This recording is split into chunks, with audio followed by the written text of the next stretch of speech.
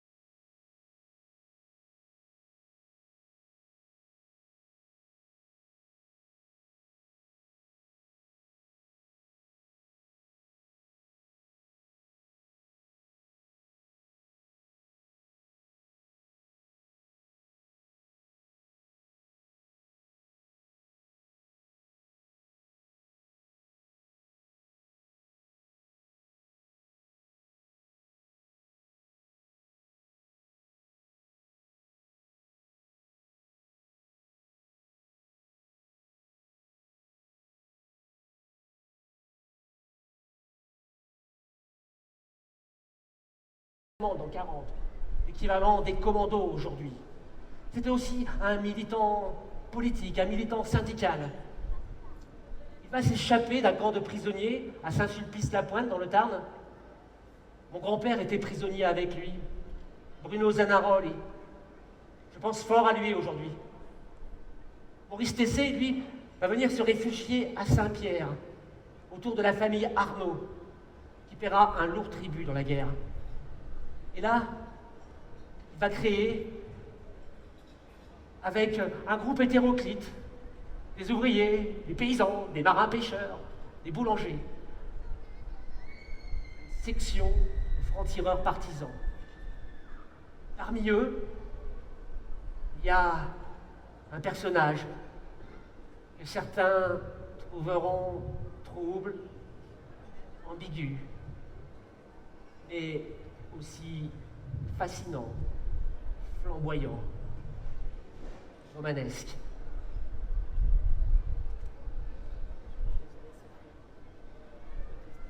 Laisse faire Je votre m'appelle Henri Bonifay. Ne cherchez pas mon nom sur les monuments. Aucune rune porte mon nom. Ni à Martigues, ni ailleurs. Je me suis pourtant battu comme les autres. Avec Marius Arnaud, mon ami, mon beau-frère. On a pris tous les risques. Lui est mort en héros, moi en bandit. Tout le monde dit que j'étais une tête brûlée, un fou. Nous, on voulait juste foutre les Allemands dehors. On n'était même pas communistes. C'était presque instinctif. On montait à Aix, cherchait les armes, on tirait, on faisait sauter des locomotives, on dévalisait des stocks d'armes et de munitions, on faisait même des hold-up, on était des bandits. On n'a pas fait que de belles choses. On a tué. Je me souviens de cette prestation de serment autour d'un vieux colt espagnol, comme dans un film. 5 balles à l'ennemi et une si on était pris. Puis Maurice Tessé nous a dit de choisir un pseudonyme. On s'en est tous pris à cœur joie. Ténor, le Boche, le Bic, Blondin, l'Hirondelle, Popeye, Pétrole, Gueule d'amour. Et moi, c'était Lagardère. Un souvenir de lecture d'enfance. C'était un jeu dangereux. Mais on se sentait terriblement vivant. À la fois pieds nickelés, comme le plasticage raté de la ligne de chemin de fer. Bandits de grand chemin, comme le hold-up de la paix des ouvriers de la Tode. Et on a aussi été des héros. Comme au jour de la Libération. Nous, les FTP de Saint-Pierre, arrivent en ville. Mes camarades sur une traction avant, moi sur une moto, on avait fière allure. Ce jour-là, je m'en rappelle un peu plus tard, j'étais avec Jean Martin, un jeune FTP italien inexpérimenté. On s'est retrouvés à l'Escaillon face aux Allemands qui fuyaient. La première balle lui a été fatale. Moi, je m'en suis tiré. J'ai même réussi à faire un prisonnier. Quand je l'ai ramené en ville, la foule a voulu le lyncher. Avec Santucci, on a réussi à l'exfiltrer. J'étais un peu voyou, mais j'avais une morale. Vous vous demandez sûrement pourquoi on n'a pas parlé de moi à la Libération. J'aurais peut-être mieux fait de mourir avec Maurice Tessé, à Miramas, tué par un gendarme. Ou avec le jeune Martin, à l'Escaillon. J'ai failli mourir 100 fois en héros. Mais au lieu de ça, en octobre 44, j'ai voulu régler une affaire. Une histoire avec des maquisards de Tarascon. Ils m'ont abattu comme un chien. Mais le pire, c'est que ma Jeannette, qui n'avait peur de rien, est allée les voir pour les tuer. Mais ils ont été plus rapides qu'elle. Les médailles, les noms de rue, les monuments, je m'en fous. Et d'avoir entraîné ma Jeannette dans la mort, je ne me le pardonnerai jamais. Un homme sans défaut est une montagne sans crevasse. Il ne m'intéresse pas. René Char. C'est donc le 21 août 1944 que Martigues est enfin libéré, débarrassé des Allemands. Ont commencé plusieurs semaines de liesse. Et Martégot se retrouve là où vous êtes, sur la place nouvellement baptisée Place de la Libération. Il se retrouve dans les cafés. Malgré toutes les restrictions qui dureront encore longtemps après la guerre, c'est un moment d'intense exaltation. Un vent de liberté, un vent de légèreté flotte sur la ville. On rit, on chante, on danse, on s'embrasse. Scène.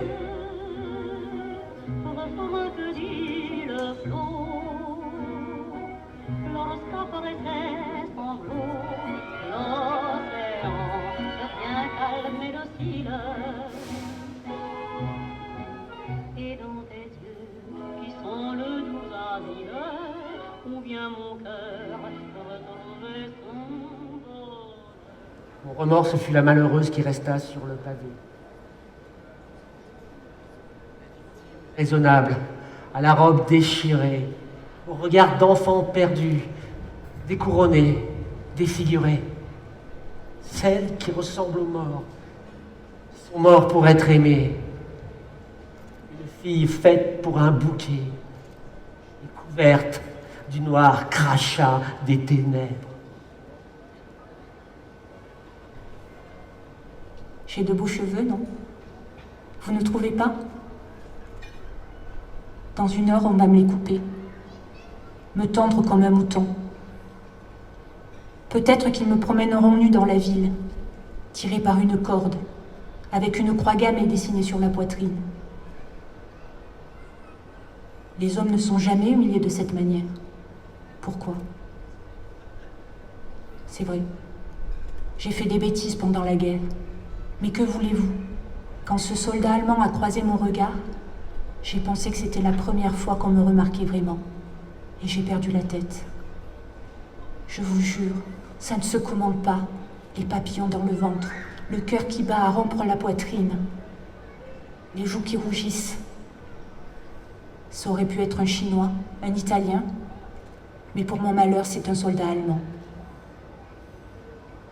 Je n'avais jamais été avec un homme avant. Les seuls hommes que je connaissais, mes frères, mon père, les voisins, me considéraient comme une souillon idiote. Lui me parlait gentiment, me donnait des rations que je partageais avec ma famille. Là, mon père ne trouvait rien à dire.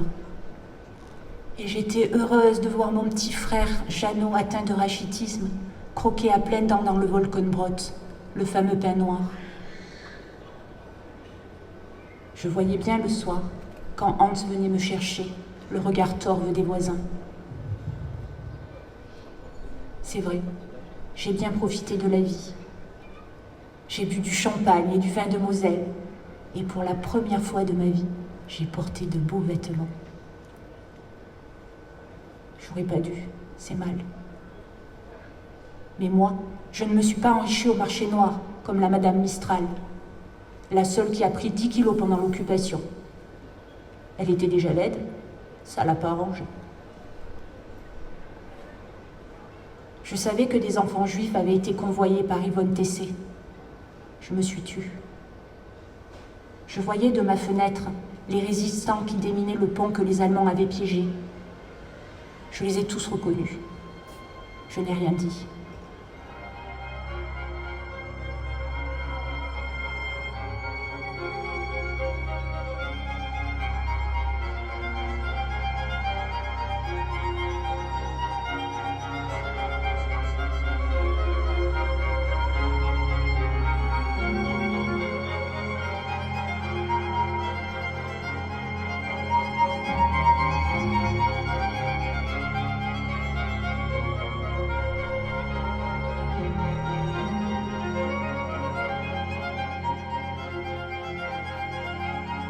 Il y a aussi, hélas,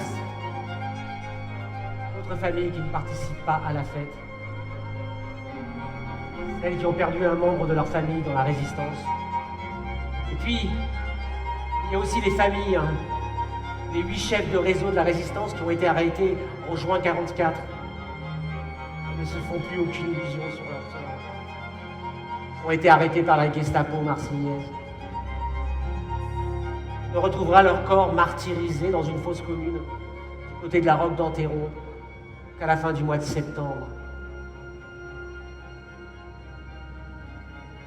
Après la mort de Maurice Tessier, tué en février 1944 par un gendarme français, c'est toute la résistance martégale qui est décapitée.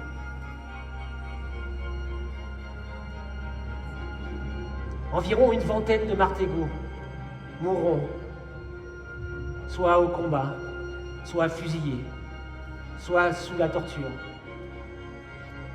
Il ne reste dans la mémoire de la ville que quelques noms sur des plaques, sur des monuments. Des noms qui ne disent rien, ou si peu, Marius Arnaud, 28 ans, aux passants paysan. d'aujourd'hui. Joseph Barthélemy, contremaître, 38 ans. Aldéric Chave, électricien, 45 ans. Robert Dauger, 28 ans, instituteur. Paul Baptistin Lombard, 41 ans, ouvrier. Paul Dilurto, 37 ans, professeur de mathématiques. Henri Tranchier, 26 ans, instituteur. Lucien Toulmont, 23 ans, instituteur. Marcel Galdi, 42 ans, ouvrier en bâtiment. Henri Caillol, 21 ans, marin-pêcheur. René Fouque, 24 ans, marin-pêcheur. Oswald Ortiz, 30 ans, ouvrier. Jean Martin, 24 ans, manœuvre. Antoine dit Dominico, 45 ans, maçon. La guerre, c'est aussi pour plus de 200 martégots, 200 jeunes martégots, le STO, le service du travail obligatoire. Ils sont contraints à partir en Allemagne ou dans les territoires annexés pour travailler dans les usines et participer malgré eux à l'effort de guerre nazi. L'un d'entre eux va connaître un destin singulier et tragique. C'est un jeune martégal de 23 ans, un ouvrier, déporté du travail. Il est envoyé dans les usines Skoda, en Slovaquie. Là, il parviendra à s'échapper et il rejoindra un réseau de maquisards international, dirigé par un commandant russe, le commandant Popov. Avec ce groupe, il va participer activement à la libération de la Slovaquie. En leur honneur, sur ce monument est écrit aussi en français que s'épanouisse la fraternité et des flammes de l'insurrection, que les fleurs des champs ornent les tombes des héros, à la gloire éternelle des fils de France. Antoine Janon. Mais il est important de se rappeler aussi que partout en France, la résistance, ce sont aussi des femmes. Germaine Tillon, Danielle Casanova, Geneviève Antonios de Gaulle, Charlotte Desbeaux, Agnès Postel-Vinet. Elles prennent les mêmes risques que les hommes, subissent les mêmes sévices quand elles sont arrêtées, torturées. Parfois même s'ajoutent à la violence physique les violences sexuelles. À Martigues aussi, il y a des femmes qui se sont levées contre le nazisme.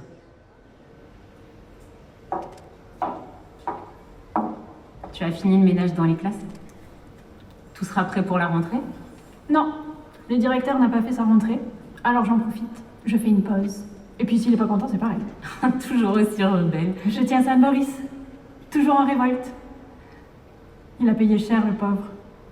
Abattu par un gendarme français, puis torturé et achevé par la Gestapo. Tu te fais du mal en répétant ça. Il est présent dans mon esprit, que j'en parle ou pas. Et toi? Tu penses souvent, Joseph? Tout le temps. Tu te souviens, on a attendu pendant 3 mois après leur arrestation. Chaque jour, les enfants et moi, on attendait une bonne nouvelle. Et puis, un jour, c'était en septembre.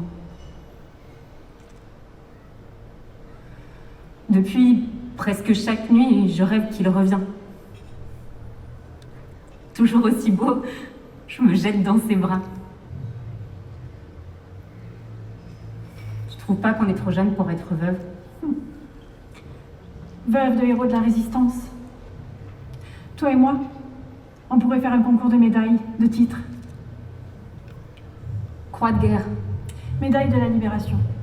médaille de la résistance, Médaille des évadés. légion d'honneur, Promu à titre posthume sous-lieutenant. promu à titre posthume adjudant au chef. Médaille militaire. Mort pour la France. Ça nous fait une belle jambe. Et c'est pas ça qui va faire avancer mon ménage. Demain, ce sera la 2e rentrée depuis la libération. J'ai appris qu'au mois de juin, l'Italie était enfin devenue une république. C'est mon père, ouvrier communiste des Abruzzes, qui aurait été content. Tu sais, avec Joseph, on était socialistes. Et une république en Italie, ça nous plaît bien aussi. C'est pas trop dur pour toi, tous ces enfants qui vont revenir demain? Tu sais, j'ai perdu mes jumelles en 42. Mon fils Guy, il y a 1 an. Mais je vais continuer à me battre, à croire en la vie, pour mes 2 autres filles, Liliane et puis Renée, qui vient de terminer l'école normale et qui un jour sera institutrice dans cette école. Tu vois, ça n'a pas servi à rien, tous ces risques que vous avez pris, Joseph, Maurice. Et puis toi aussi, quand tu transportais toutes ces armes au nez et à la barbe des Allemands et de la milice. Oui, il fallait que je sois un peu folle. Il ne s'agissait pas seulement de se battre contre un ennemi dangereux, cruel, assassin. Il fallait aussi penser au bonheur qui allait arriver. Le résultat de tout ce bouillonnement au niveau national, ce sera immédiatement après la guerre, la création de la sécurité sociale. C'est pas rien ça. Ce sera aussi la création des comités d'entreprise, la médecine du travail, la privatisation des services publics, la nationalisation des services publics, la nationalisation des entreprises qui ont collaboré. À Martigues, on peut dire que toutes les doléances seront obtenues au fil des années. Construction d'un hôpital. Création d'une pouponnière. Construction d'habitations saines. Suivi de santé prénatale et infantile. Plantation d'arbres. Création d'un cercle de la jeunesse. Création d'une société sportive de natation. Aménagement d'une plage. Création d'une école de musique. C'est donc le début de ce qu'on appellera plus tard l'État-providence, tant décrié aujourd'hui par certains. Ce qu'il faut savoir, c'est que toutes les avancées sociales, sociétales, qui auront lieu jusqu'au tournant des années 80, découlent en droite ligne du Conseil national de la résistance et de son programme Les Jours heureux.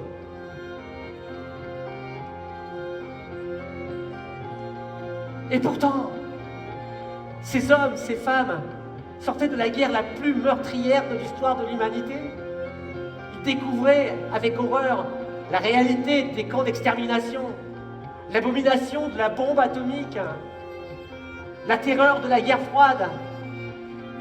Ils vivaient dans un pays en partie détruit avec des pénuries alimentaires, des pénuries de logements. Et malgré tout, Ils ont choisi de rester résolument optimistes, de refuser le repli sur soi, d'oser réaliser leurs rêves, de croire au bonheur sur Terre. Toutes les joies, les rires, l'épanouissement des générations futures seront leur suprême récompense. Et nous, qu'allons-nous faire dans les années à venir? Allons-nous continuer à perpétuer cet héritage? Ou allons-nous laisser sournoisement s'installer ces idées noires qu'on avait cru enterrer définitivement en 1945? Année olympique oblige, est-ce qu'on ne pourrait pas plutôt reprendre le flambeau et porter plus haut, plus vite, plus fort les espérances d'émancipation, de liberté qui nous viennent directement de nos aînés, du Conseil national de la résistance et de tous ces hommes et ces femmes qui ont pris tous les risques pour nous?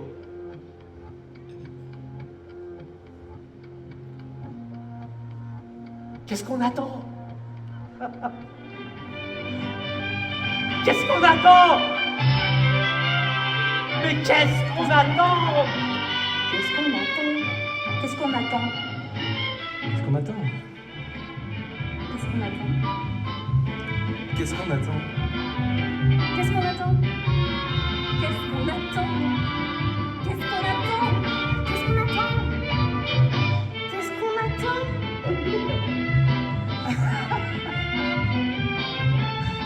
qu'on attend? Qu'est-ce qu'on attend? Qu'est-ce qu'on attend? Qu'est-ce qu'on attend? Qu'est-ce qu'on attend? Qu'est-ce qu'on attend?